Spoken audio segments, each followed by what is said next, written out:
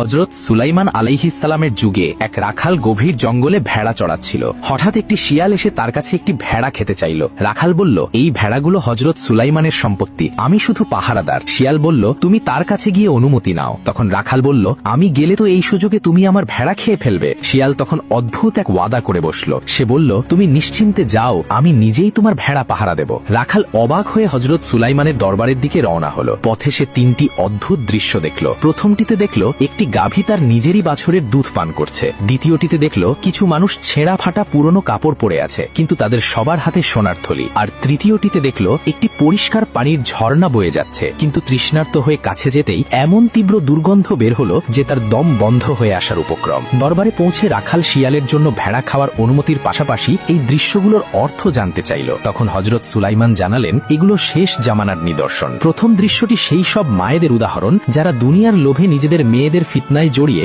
নিজেরা সুবিধা হাসিল করবে। দ্বিতীয়টি হারাম উপার্জনকারীদের উদাহরণ, যাদের অনেক সম্পদ থাকলেও জীবনে কোনো বরকত বা শান্তি থাকবে না, তারা ফকিরের মতোই অতৃপ্ত থাকবে। আর তৃতীয়টি হলো শেষ জামানার ভণ্ড আলেম ও নামধারী দিনদারদের উদাহরণ, যাদের বাইরের রূপ দেখতে সুন্দর ও পবিত্র মনে হলেও তাদের অন্তর দুনিয়ার মোহে পরিপূর্ণ থাকবে। ভয়ে কেঁপে উঠে রাখাল জঙ্গলে ফিরে এলো। দেখল শিয়ালটি সত্যিই তার ওয়াদা পালন করেছে। নবীর অনুমতির কথা শুনে শিয়ালটি পাল থেকে সবচেয়ে দুর্বল আর অসুস্থ একটি ভেড়াকে বেছে নিল। রাখাল অবাক হয়ে এর কারণ জানতে চাইলে শিয়ালটি উত্তর দিল, আমি একেই বেছে নিয়েছি কারণ এই ভেড়াটি তার রবের জিকির থেকে গাফেল ছিল। একটু গভীরভাবে ভেবে দেখুন, আজ আমরা শ্রেষ্ঠ জীব হয়েও দুনিয়ার মোহে সৃষ্টিকর্তাকে ভুলে বসে আছি।